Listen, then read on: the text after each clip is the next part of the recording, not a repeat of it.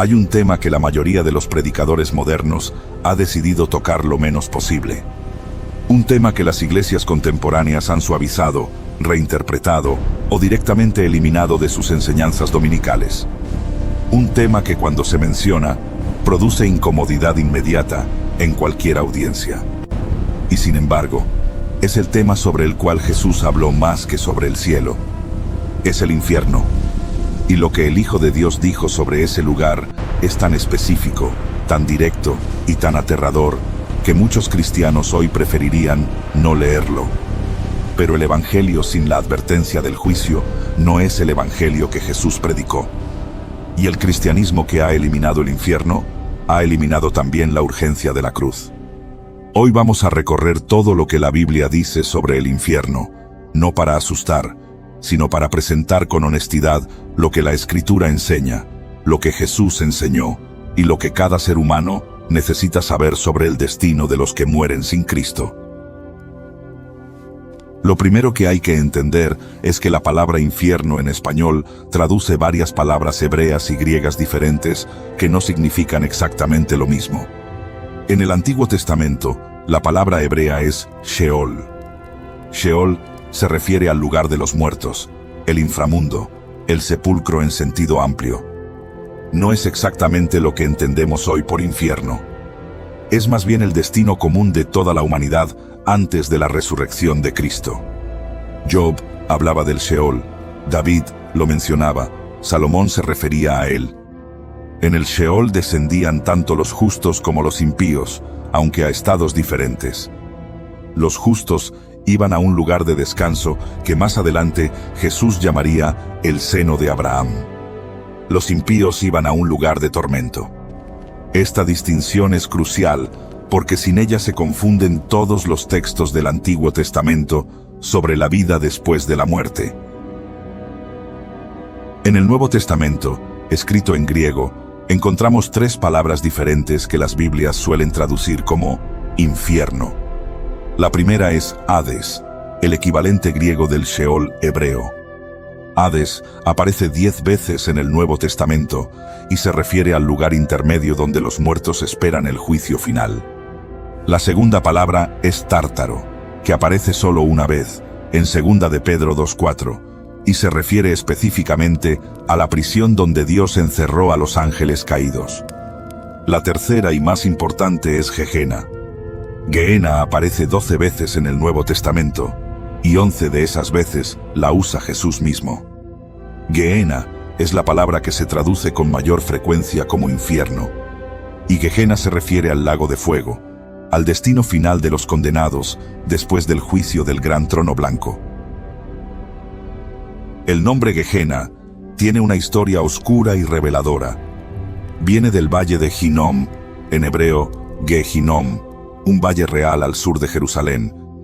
Durante el reinado de los reyes apóstatas Acaz y Manasés, este valle se convirtió en el centro de un culto pagano horrible. Allí se ofrecían niños como sacrificio al dios Moloc. Los padres pasaban a sus propios hijos por el fuego.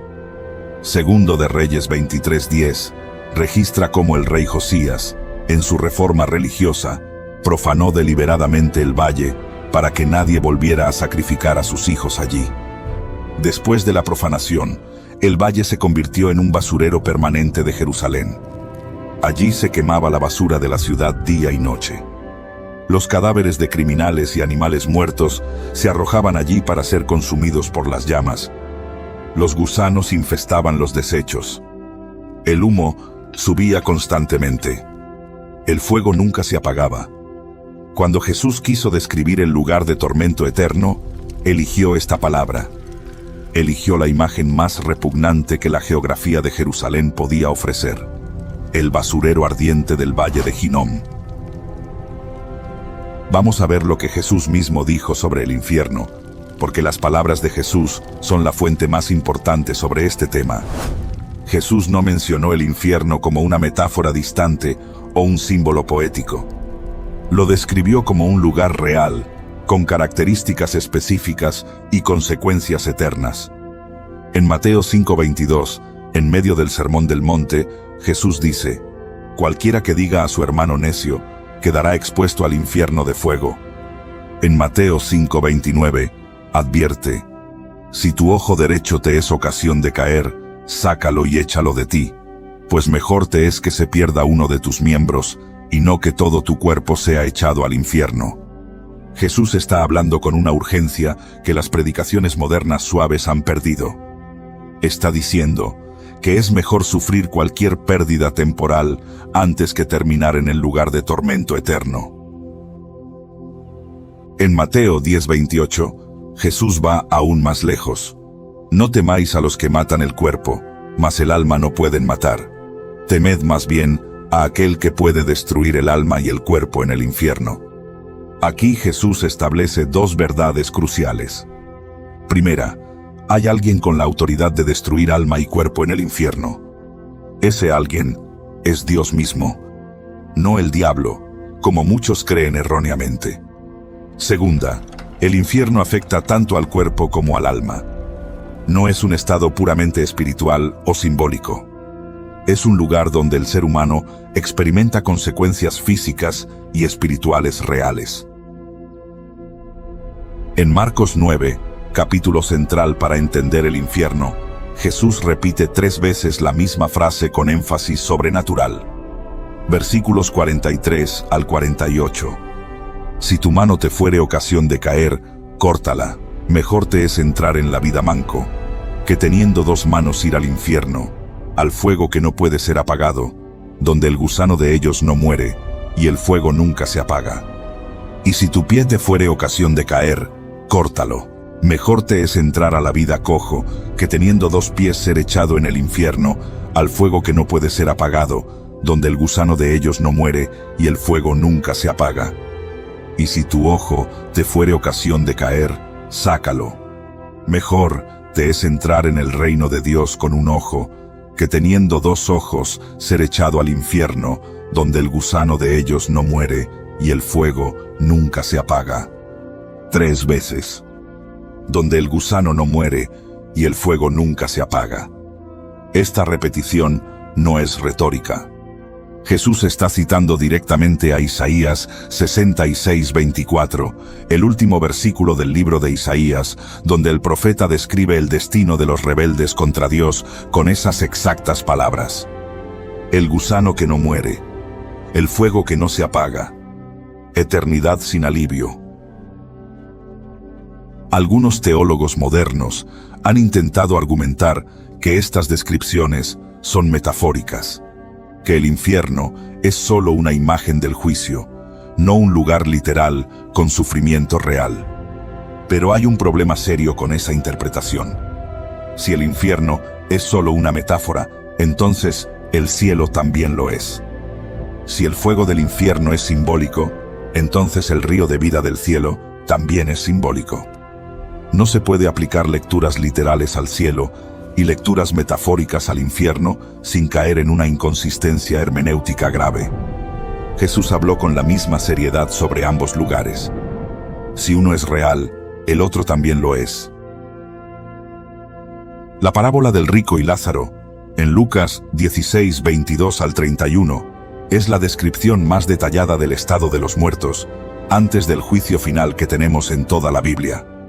Es importante notar que Jesús no presenta esto como una parábola en el sentido estricto. En las parábolas de Jesús, los personajes nunca tienen nombre. Aquí Lázaro tiene nombre. Esto sugiere que Jesús está relatando algo más cercano a una historia real que a una ilustración simbólica. El relato dice así: había un hombre rico que se vestía de púrpura y de lino fino y hacía cada día banquete con esplendidez.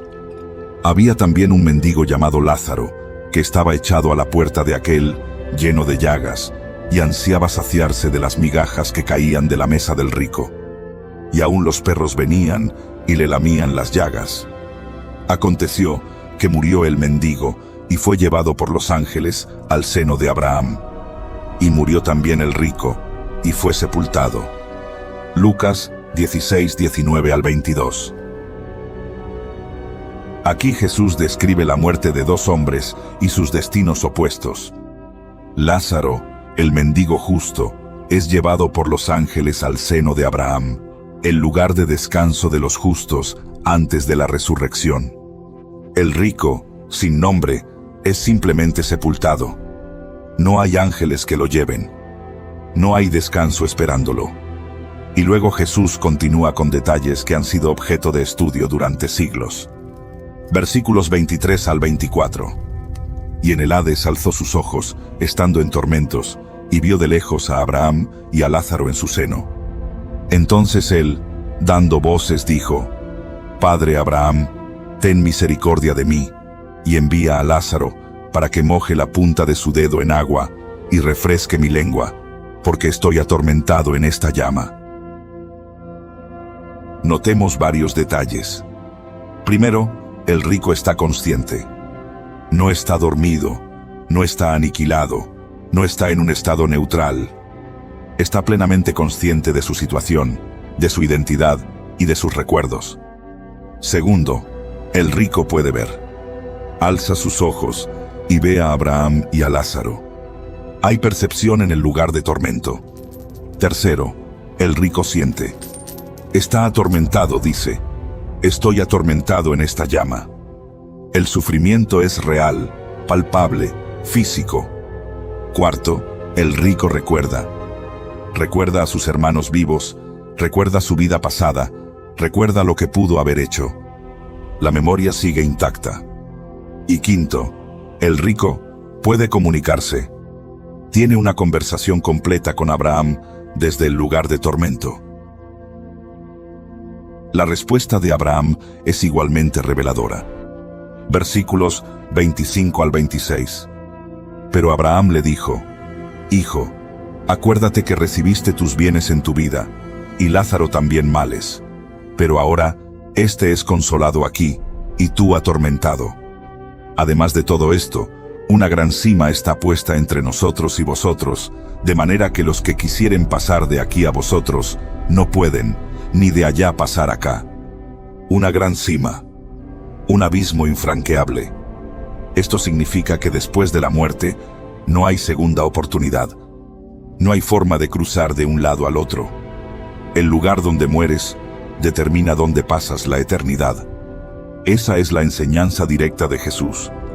Y nadie puede suavizarla sin contradecir explícitamente al Hijo de Dios. El rico hace una segunda petición que también merece atención. Versículos 27 al 31. Entonces le dijo: Te ruego pues, Padre, que le envíes a la casa de mi padre, porque tengo 5 hermanos, para que les testifique, a fin de que no vengan ellos también a este lugar de tormento. Abraham le dijo: A Moisés y a los profetas tienen, óiganlos. Él entonces dijo: No, padre Abraham, pero si alguno fuere a ellos de entre los muertos, se arrepentirán. Mas Abraham le dijo: Si no oyen a Moisés y a los profetas, tampoco se persuadirán, aunque alguno se levantare de los muertos. Esta última frase es proféticamente devastadora. Jesús está anticipando su propia resurrección. Está diciendo que incluso después de que Él mismo se levante de los muertos, habrá personas que no creerán. Y la historia ha confirmado esa profecía exactamente. ¿Quién va al infierno según la Biblia? Esta pregunta merece una respuesta clara y honesta. Apocalipsis 21:8 da una lista específica. Pero los cobardes e incrédulos, los abominables y homicidas, los fornicarios y hechiceros, los idólatras y todos los mentirosos tendrán su parte en el lago que arde con fuego y azufre, que es la muerte segunda. Notemos que la lista comienza con los cobardes. Los cobardes son aquellos que conocieron la verdad, pero no se atrevieron a vivirla por miedo al rechazo, al qué dirán, a perder reputación o conveniencia social. Es una advertencia particularmente dirigida a quienes han escuchado el Evangelio, pero han preferido el silencio cómodo en lugar de la confesión pública de Cristo. Pero quizás la verdad más perturbadora sobre quién va al infierno la dio Jesús mismo en Mateo 7:21 al 23. No todo el que me dice, Señor, Señor, entrará en el reino de los cielos, sino el que hace la voluntad de mi Padre que está en los cielos. Muchos me dirán en aquel día, Señor, Señor, ¿no profetizamos en tu nombre, y en tu nombre echamos fuera demonios, y en tu nombre hicimos muchos milagros? Y entonces les declararé: nunca os conocí, apartaos de mí, hacedores de maldad. Esto debería estremecer a cada lector. Jesús está diciendo que habrá personas que profetizaron en su nombre, que echaron fuera demonios, que hicieron milagros, y que de todas formas serán enviadas al infierno. Personas religiosas, personas activas en el ministerio, personas con experiencias sobrenaturales. Y aún así, Cristo dice que nunca las conoció. No basta con la actividad religiosa, no basta con los dones espirituales, no basta con la apariencia de santidad. Lo que importa es una relación real con Cristo y la obediencia genuina a la voluntad del Padre. ¿Cuánto dura el infierno? Esta pregunta ha generado debates teológicos durante siglos, y hay tres posiciones principales que merecen ser examinadas con honestidad. La primera es la posición tradicional, sostenida por la inmensa mayoría de la Iglesia a lo largo de la historia. Esta posición enseña que el infierno es eterno, sin fin, sin posibilidad de escape. El sufrimiento de los condenados se extiende para siempre. La segunda posición es el aniquilacionismo, que enseña que los condenados eventualmente dejan de existir, son destruidos por completo. Sufren por un tiempo proporcional a sus pecados y luego son aniquilados. La tercera posición es el universalismo, que enseña que eventualmente todas las almas serán restauradas y reconciliadas con Dios, incluyendo a Satanás mismo. El infierno sería entonces un proceso de purificación temporal. ¿Qué dice la Biblia? El texto bíblico apoya consistentemente la posición tradicional. Mateo 25:46, las palabras de Jesús sobre el juicio final, dicen: «E irán estos al castigo eterno, y los justos a la vida eterna». La misma palabra griega, aionios, traducida como eterno, se aplica tanto al castigo como a la vida. Si uno es eterno, el otro también lo es. No hay base lingüística para tomar uno como literal y el otro como temporal. Apocalipsis 14:11 dice: «El humo de su tormento sube por los siglos de los siglos. Y los que adoran a la bestia y a su imagen no tienen reposo de día ni de noche». Apocalipsis 20:10 dice que el diablo, la bestia y el falso profeta serán atormentados día y noche por los siglos de los siglos. La Biblia es consistente en su descripción del castigo como eterno. Ahora, hay algo que las Escrituras enseñan que es importante mencionar para no caer en una visión distorsionada. Aunque el infierno es eterno, hay grados de castigo dentro de él. No todos los condenados sufren igual. Jesús lo dijo explícitamente en Lucas 12:47 al 48. Aquel siervo que, conociendo la voluntad de su Señor, no se preparó ni hizo conforme a su voluntad, recibirá muchos azotes. Mas el que sin conocerla hizo cosas dignas de azotes, será azotado poco. Porque a todo aquel a quien se haya dado mucho, mucho se le demandará. Hay una justicia proporcional incluso en el juicio. Quien tuvo más conocimiento de Dios y lo rechazó, recibirá un juicio más severo que quien tuvo menos acceso a la verdad. Esto significa que el predicador que vive una doble vida, el creyente que conoce la palabra, pero la desobedece deliberadamente, el que pasó toda su vida en una iglesia, pero nunca se entregó verdaderamente a Cristo, recibirán un juicio más estricto que quien nunca tuvo acceso al Evangelio en absoluto. ¿Qué hay del fuego del infierno? ¿Es literal o simbólico? La Biblia presenta el fuego en términos tan consistentes y tan repetidos que es difícil descartarlo como mera metáfora. Pero también hay que entender que el fuego del infierno tiene características que ningún fuego terrestre tiene. Mateo 22:13 habla de tinieblas de afuera. Pero el fuego produce luz. ¿Cómo puede haber fuego y tinieblas al mismo tiempo? Esto sugiere que el fuego del infierno no es exactamente como el fuego que conocemos. Es una realidad espiritual y física a la vez, que produce sufrimiento real, pero cuyas propiedades trascienden la física natural que conocemos. Lo que la Biblia deja absolutamente claro es que es un lugar de sufrimiento extremo, real, consciente y eterno. No importa si llamas a ese sufrimiento metafórico o literal. Lo que importa es que es real. Hay un detalle más sobre el infierno que pocas predicaciones tocan, pero que la Biblia menciona claramente. En el infierno, los condenados están separados de Dios para siempre. Segunda de Tesalonicenses 1:9 dice: los cuales sufrirán pena de eterna perdición, excluidos de la presencia del Señor y de la gloria de su poder. La esencia más profunda del infierno no es solo el fuego, ni el gusano, ni los gritos. Es la separación absoluta de Dios. Pensemos en esto. Toda bondad que existe en este mundo, todo amor que sentimos, toda belleza que apreciamos, toda justicia que valoramos, viene de Dios. Dios sostiene la creación entera con su presencia, incluso para los que no creen en Él. El sol que sale cada mañana, sale por la bondad de Dios. La lluvia que cae sobre justos e injustos, cae por la misericordia de Dios. La risa de un niño, la calidez de un abrazo, el placer de una buena comida, todo eso proviene de la presencia de Dios sosteniendo el mundo.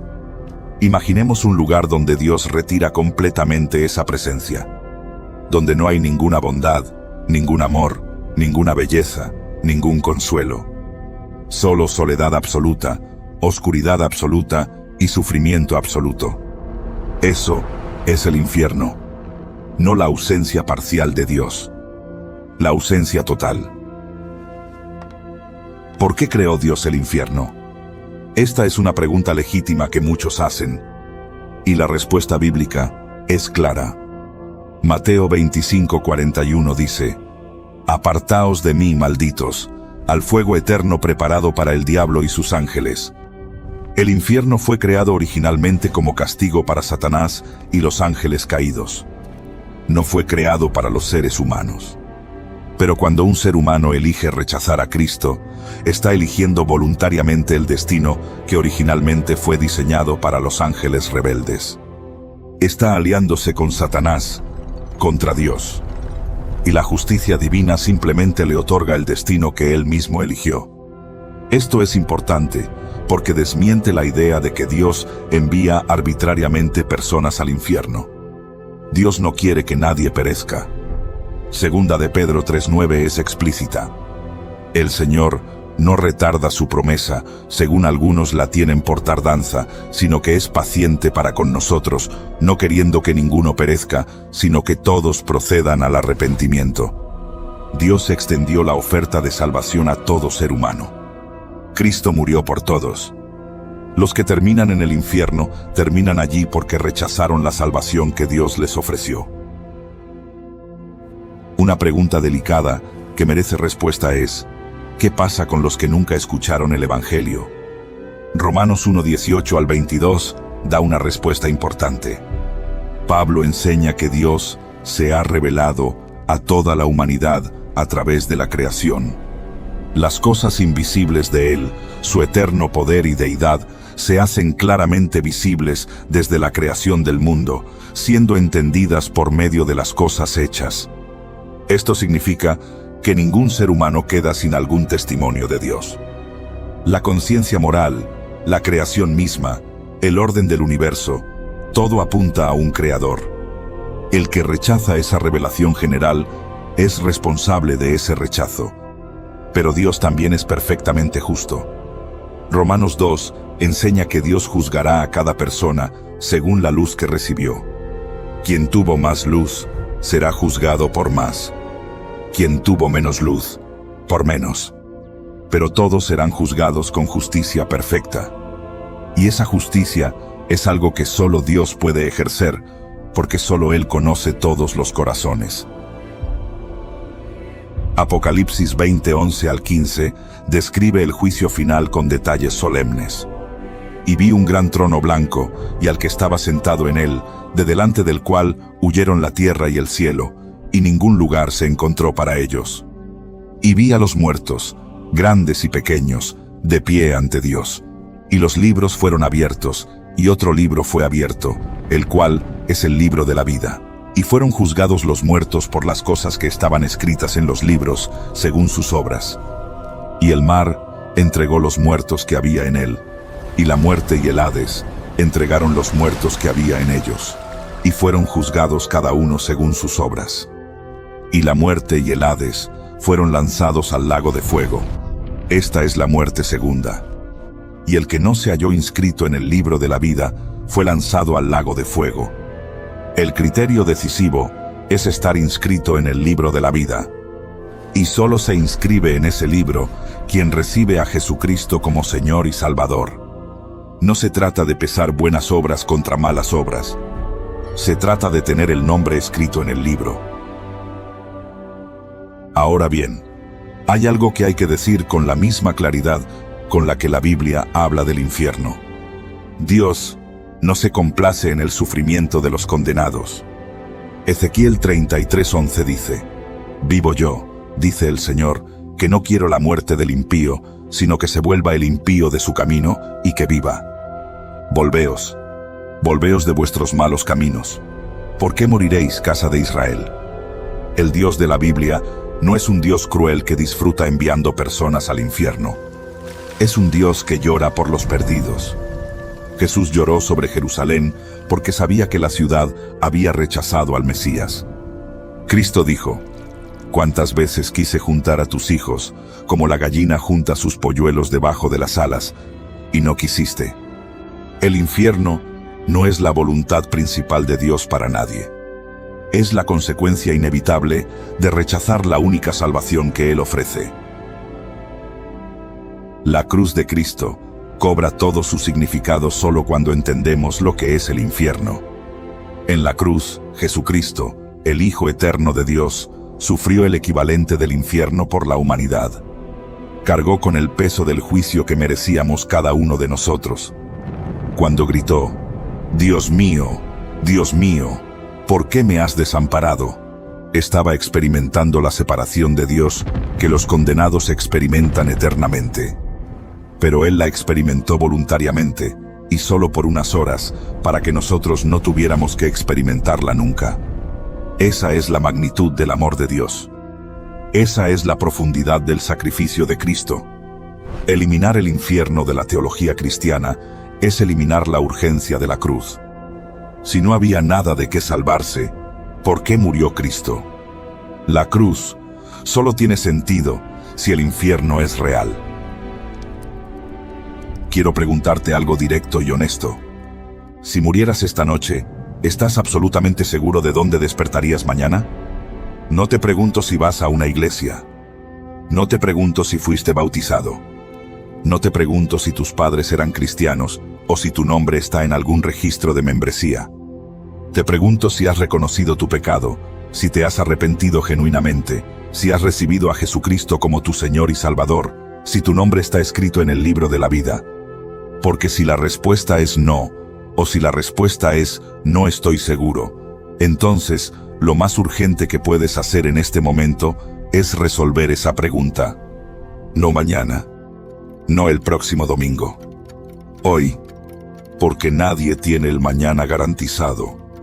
Y la diferencia entre el cielo y el infierno es la diferencia entre haber recibido a Cristo y haberlo rechazado.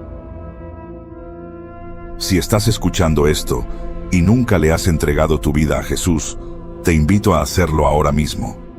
No necesitas estar en un templo. No necesitas un pastor a tu lado. Necesitas un corazón sincero, dispuesto a reconocer tu necesidad de un Salvador. ¿Puedes orar algo así? Señor Jesús, reconozco que soy pecador, que necesito tu salvación, que no puedo salvarme a mí mismo. Creo que moriste en la cruz por mis pecados y que resucitaste al tercer día. Te recibo hoy como mi Señor y Salvador. Te entrego mi vida. Escribe mi nombre en el libro de la vida. Si has hecho esa oración con sinceridad, has cruzado de muerte a vida. Has pasado del destino del rico al destino de Lázaro. Has sido inscrito en el libro de la vida del Cordero. y ningún poder en el universo puede borrar tu nombre de allí. Comparte este video con alguien que necesite escuchar esta verdad. Hay personas en tu vida que están al borde de la eternidad sin saberlo. Hay familiares, amigos, compañeros que están corriendo hacia un destino que no comprenden. El amor verdadero no es el silencio cómodo que evita los temas difíciles. El amor verdadero es advertir, suplicar, presentar el Evangelio con la urgencia que merece. Si tú fueras el que se está dirigiendo al infierno sin saberlo, ¿no querrías que alguien te lo dijera? Suscríbete, porque cada semana seguimos recorriendo las verdades más profundas y más urgentes que las páginas de la Biblia guardan, con la misma honestidad, con la misma reverencia y con la misma convicción de que el Evangelio completo, incluyendo la advertencia del juicio, es la única buena noticia verdadera para una humanidad que se dirige hacia la eternidad.